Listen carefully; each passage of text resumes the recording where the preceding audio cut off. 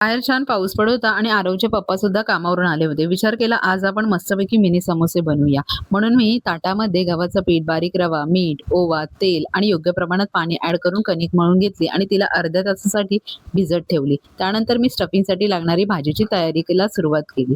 कढईमध्ये तेल टाकले. त्यामध्ये जिरं, बारीक कुटलेला धना, बारीक कुटलेली बडीशेप, हिंग, बारीक चिरलेलं आलं सगळं साहित्य चांगलं एकत्र करून घेतलं. मग त्यामध्ये उकडून घेतलेला बटाटा ॲड केला. त्यानंतर मी त्यामध्ये सगळे मसाले ॲड केले. लाल तिखट, हळद, आमसूल पावडर, चाट मसाला, धना पावडर, जिरा पावडर आणि गरम मसाला सगळे मसाले भाजीमध्ये चांगले एकत्र करून घेतले आणि त्यानंतर त्यामध्ये मी कोथिंबीर ॲड केली आणि भाजी तयार करून घेतली.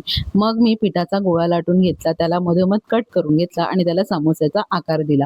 ऑलरेडी मी तेल गरम करायला ठेवले होते. त्यामध्ये समोसे चांगले डीप फ्राय करून घेतले अगदी लालसर होईपर्यंत. तुम्हाला हे मिनी समोसे कसे वाटले ते मला नक्की सांगा आणि सबस्क्राईब करायला विसरू नका. Bye bye.